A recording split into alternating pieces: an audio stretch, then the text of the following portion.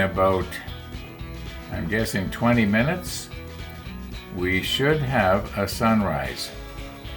Now, when I was out earlier this morning, probably about an hour, well over an hour ago, and I put out carrots for the rabbits. Maybe I'll show you that later. I know you're all wanting to see that, right? Anyway, I didn't think there was going to be. But the weatherman did predict clearing, and he was probably right. Or maybe she.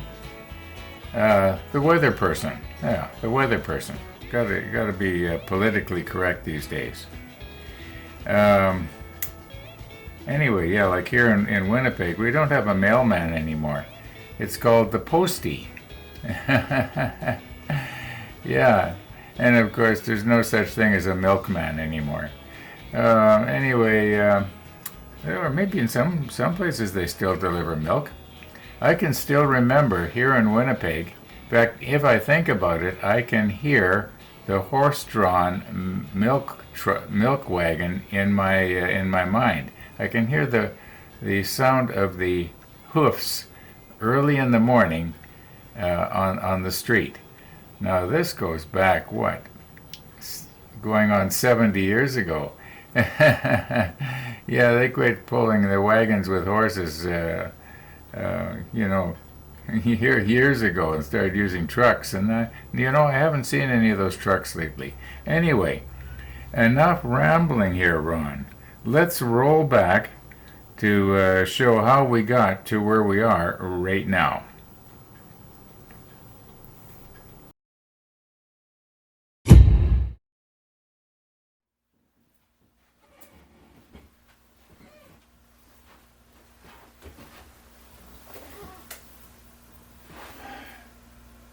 So what did I mean in my reply? I found it therapeutic to paint by hand with a brush, or at least that's what I was indicating, and very relaxing. And why are we in this room? We haven't been in here since it was back in June, when we were working our way up to the longest day of the year, and we were doing the sunrises in time-lapse. Yeah, that was kind of fun. And some of them were pretty nice. Right now we look out this window, and all we're going to see is the bird feeder and the carrot pad and a lot of snow. Yeah, although mind you, we've had some warm weather the last 48 hours, and some of our snow actually melted. Yeah, that was a surprise. Anyway, the reason I brought you in here, this is the back bedroom. It used to be one of the kids' bedroom. You can probably tell by the old pink carpeting the kid was a girl. Yeah, that was a long time ago, and in fact it was 35 years ago, 2 days ago, that we took possession of this house and moved in. Such an exciting time. I wish I could turn the clock back. I do these rollbacks. I wish I could roll back to the day we moved in here. We were all excited. And time went on, and kids grew up and moved out. My wife passed away. And yeah, life is what happens to you while you're making other plans, right? Anyway, so the reason we're in here is basically storage, and where I'm sitting right now, it was full of cardboard boxes up until a week ago. And I started methodically cutting them up and unfolding the smaller ones and sticking them in the recycle container, and it took 3 weeks, but I got this room basically cleaned up where I can sort of use it. And what I'm thinking of maybe doing, or I don't know if I'll do this or not, but I was thinking of maybe putting a workbench along the wall there, and maybe doing something in here and not bringing the camera in at all. Now, the problem is with that, if I do that, I mean, the hood is taking a long time now, and we probably never get to the Rodney, right? So it's just sort of a thought, because as I was replying to Jason, I find it's extremely relaxing. I got my magnification hood on, and I'm meticulously painting something like what we did yesterday. Those flotation devices that are supposed to be look like copper. Anyway, so that's why we're in here. I just wanted to let you know how I feel about painting with a brush versus painting with the airbrush. Yeah, I find it extremely relaxing, and I'm sure that some of you find painting relaxing as well, and it could be that other aspects of building models is relaxing. Yeah, I'm enjoying the build. I'm enjoying the model table at the front of the house there. But anyway, that's sort of what I wanted to say about painting being relaxing for me. I don't need to think about anything else. Like, did I remember to press record? And now, mind you, I enjoy this photography aspect of it. I really do. And when I was syncing up those 3 files, you know, trying to get everything all lined up, and it probably took me about 3 hours to do that 14-minute segment there where I was using the 3 devices all at the same time. And that was a lot of fun for me. I enjoyed doing that. The only thing that bothered me about it was that I knew I wasn't doing any model building at the same time. Anyway, let's get back to the other end of the house and take a look and see what's next in the manual. I can't remember. Is there any more photo etch that we have to bend? The photo etch was going pretty good, and that soldering actually went better than I thought it was. It seemed finicky, but it went well. It's very, very strong, and yeah, let's get to the other end of the house.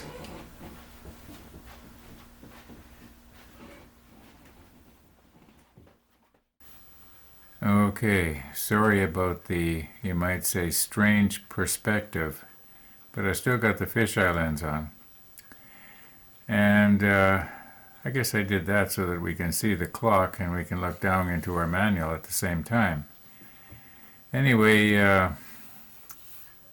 okay, I'd forgotten about the fact that there are little platforms that have to be folded up that attach to our ladders.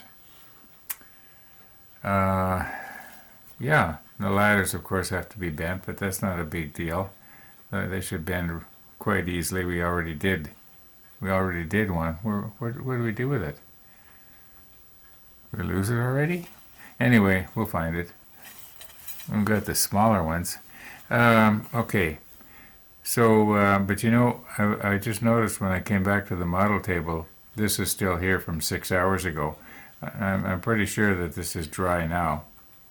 I'm wondering if maybe we shouldn't just finish up here, and we'll change lenses and move in and put a thin coat of clear red on just half of this and see how it changes it. It might give it a bronze look, and if it does, well maybe I will you know, paint these. I don't have to if I don't want to, do I? I'm just thinking out loud here again. Okay, let's recompose here.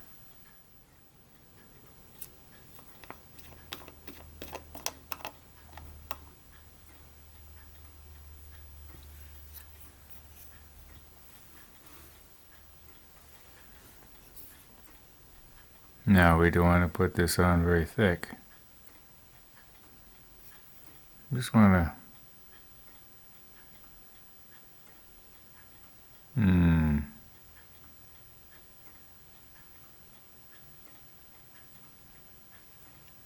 No, it's not gonna work. It's it's just too red. Let's see what would happen if we put it on thicker.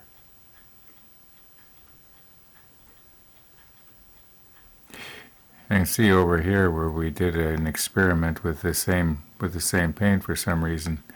I think that was back when we were painting the little tiny navigation lights. Yeah, it's we can let it dry here. Just sort of dry brush it on almost.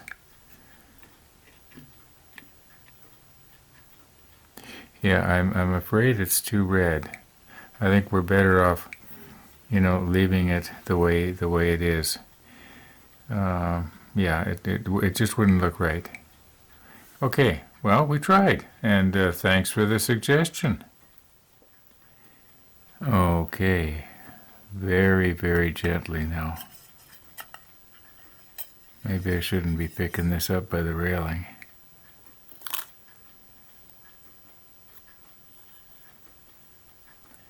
You know what? I think this is the largest piece of photo etch we've had on Andy's bender. In fact, I'm sure it is. I don't remember anything in the past taking up the full length of the breaker bar. But I think we're going to have to leave that for the morning. It's, what do we got here? It's well after 8 o'clock already. So, yeah, we'll see you in the morning. Okay, it is morning. And in a few minutes here, you're probably going to end up watching a rabbit segment, unless you fast forward through it. And I wouldn't blame you if you did, because sometimes in those segments I sound like I'm sort of talking down to people. And I guess what's happening is I'm thinking in terms of that there's the distinct possibility that my grandchildren might be watching this. So that's what that's all about.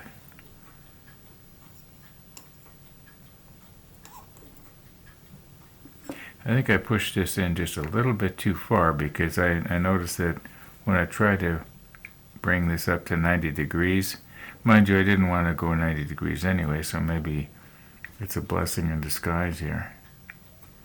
Yeah, if you go too far in, when you bend your part up, it has a tendency to want to bind on the nose. So we'll just, this time we'll do it just back. Just put it on the stringer there. It's going to bend just fine.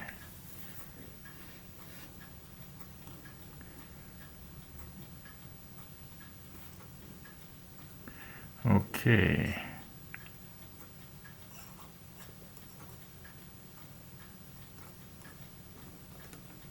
All right, now let's get our treads bent.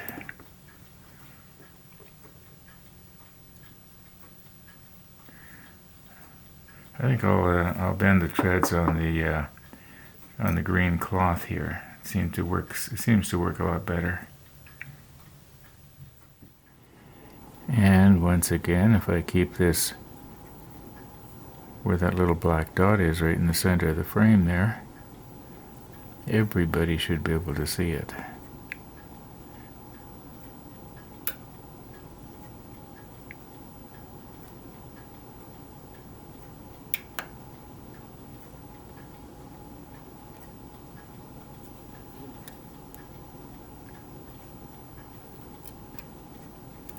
You know what? Let's come at it from the back. Can't turn this thing over.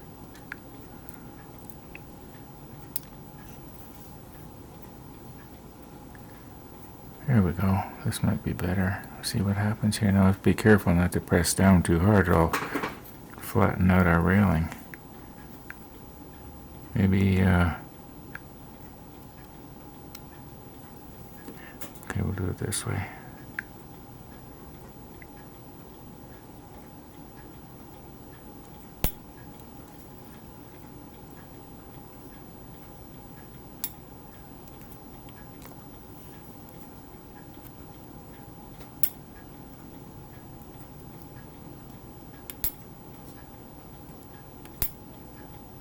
Oh, we're just a motoring now, aren't we?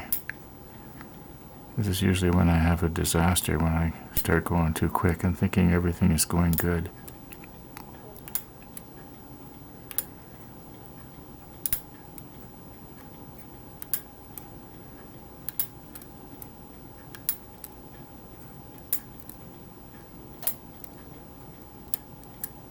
Okay, and these ones here, they're about the right angle.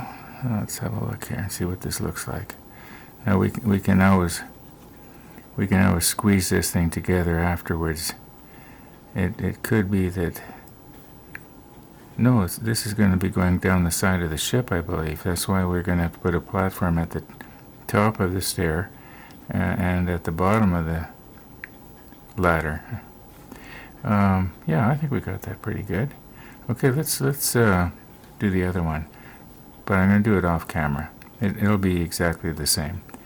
Well, maybe I'll put on the macro lens and we'll use Andy's photo etch bender. That's always fun, isn't it? At least I think it is.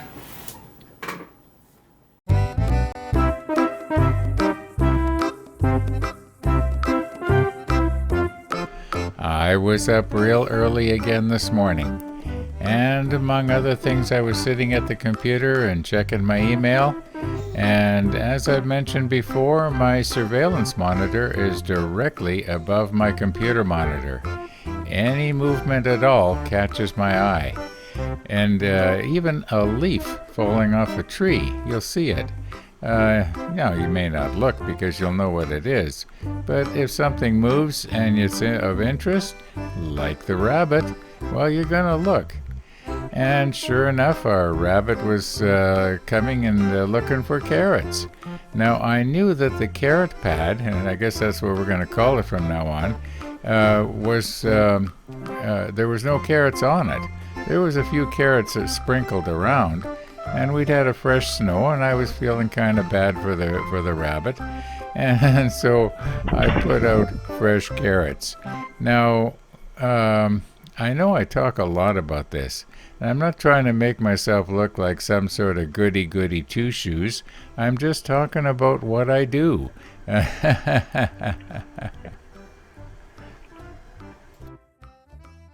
Now, I don't know if the word apprehension is the right word to use here, but I was a little bit concerned about the fact that these fresh carrots I'm putting out were going to possibly get covered with snow. But when I checked the radar later, I saw that the precipitation part of it was moving off. So, yeah, and the weatherman did predict clearing today. So these carrots should last, who knows, maybe till tomorrow. Yeah, well, actually they won't. They'll get eaten. Now, speaking of carrots, this is the last of the carrots. I'm going to have to go to the store and get more. Or we can try the rabbit feed that we bought a couple of months ago. Maybe it's time to start breaking the rabbits in on something that might be a little bit more healthy. Anyway, it wasn't long until a rabbit came by, and it sort of made it all worthwhile.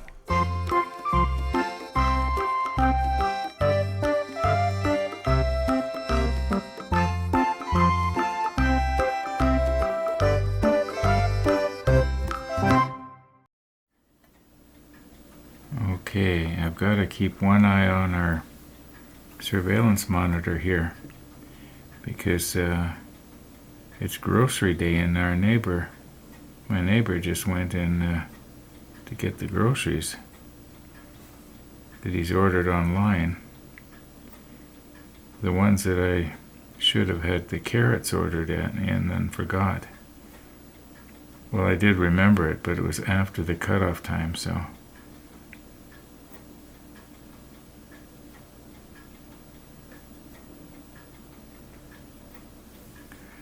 Okay. Now, I do have these with the folding lines up, don't I? Yeah, I can feel it. I think I can anyway.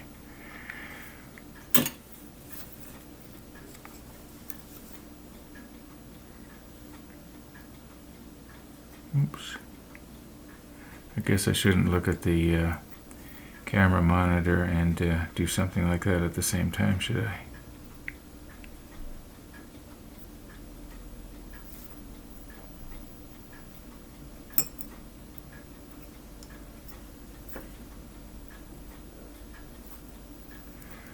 I probably said this 10 times, but I sure do appreciate this bending tool that Andy made for us.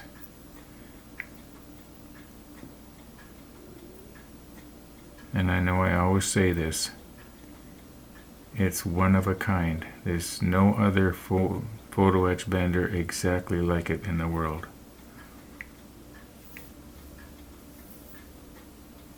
So that should make it really valuable, right?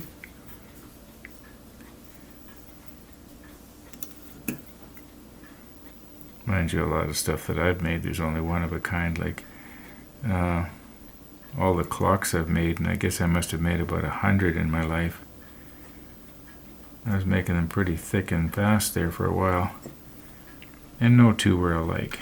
Similar, yes, but perfectly alike, like out of a factory, no. Okay, there, we got it. Now we'll do the treads. You know what? I think I can just do the treads off camera.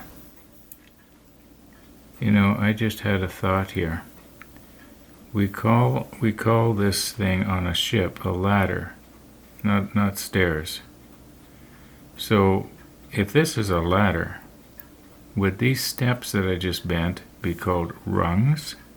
Like ladder and rungs? I don't know, just sort of thinking out loud here. Those of you who are, been in the Navy, and some of you I do believe have been, what would you call these things? Steps? Rungs? Treads? Yeah, let us know. Okay, I think this one's ready to accept its little platform at the bottom here, and also at the top.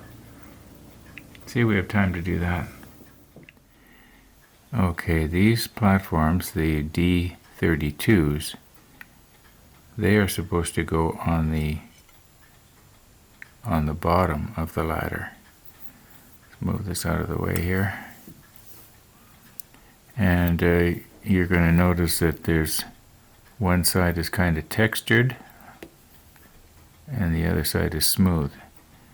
So we're going to want to have it bend it in such a way that when we fasten it into the bottom of the ladder, like you can see there's little tiny pins there that I'm just sort of grabbing onto it right now.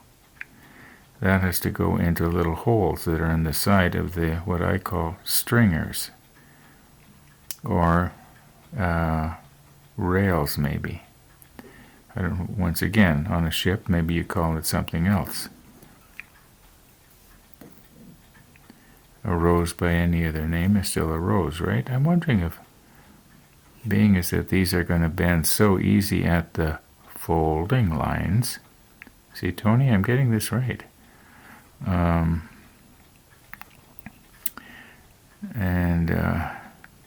don't remember seeing any what Jason was referring to as perforated folding lines. So I don't know if we've encountered that. Maybe we have, and I just didn't recognize it.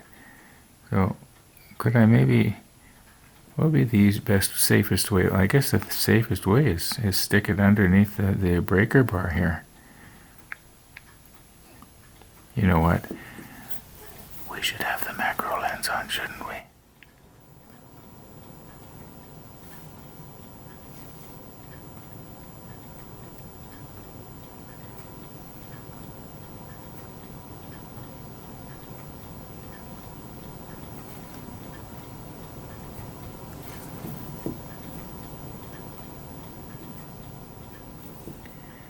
Now, I think that this is going to bend up very easy. Where's something else that I can get in there a little easier with? And whoops.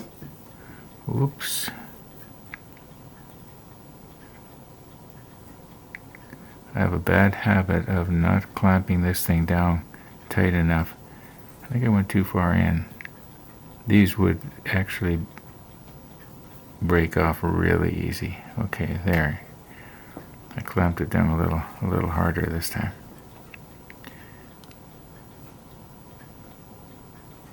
Hey, what's happening here? Obviously doing something wrong.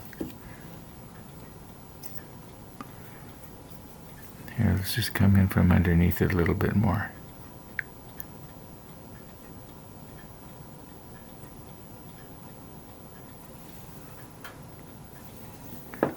You know what? You probably can't see it. I'm at too much of a...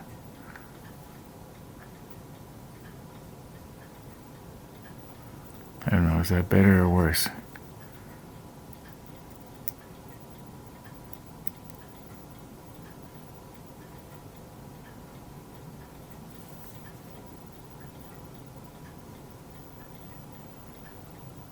Okay, now we have to bend the other one.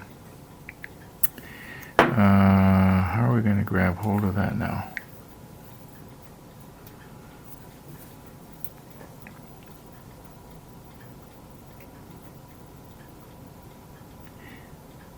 Maybe just hold it in the Tamiya photo etch bender.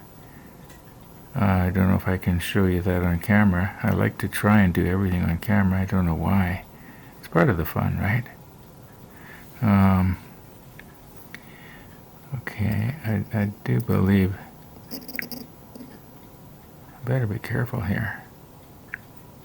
Okay, so this one just has to be bent up so that it comes against right there. And then we solder this corner.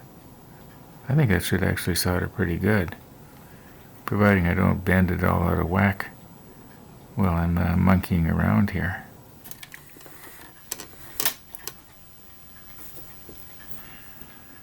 Okay, I guess if we're smart, we'll take this off and get it out of the way. I'll back this all the way up so that these aligning pins will clear. There we go. Alright, now which one of these would be the best? I guess probably the smallest one. All it has to do is just hold it down.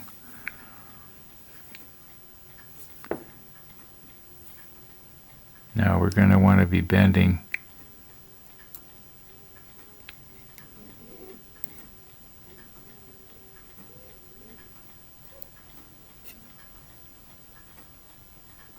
you just want to hold it down.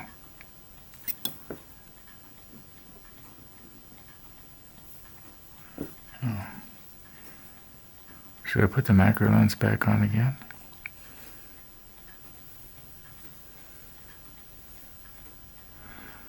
Nah. Running out of time here.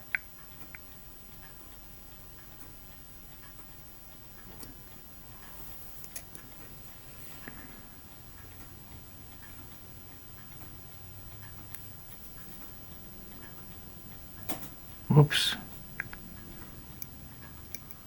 Okay, I think what I'll do is I'll use the helping hands again. Okay, I'm going to do the other one much the same way.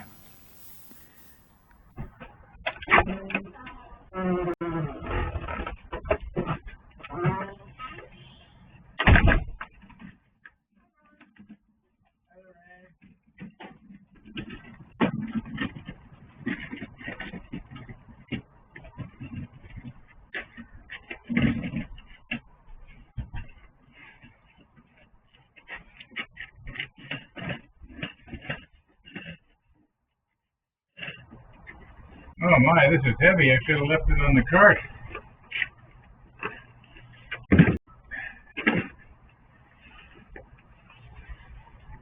Maybe it's just as well I did forget the carrots.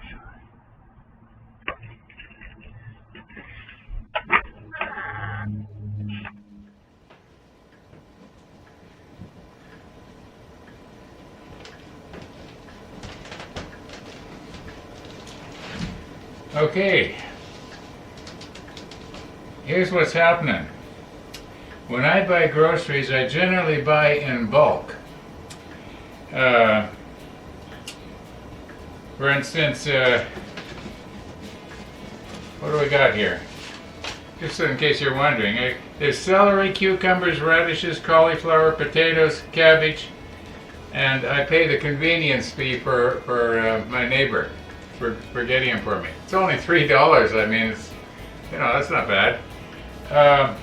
But anyway, I've got like 4 cauliflowers.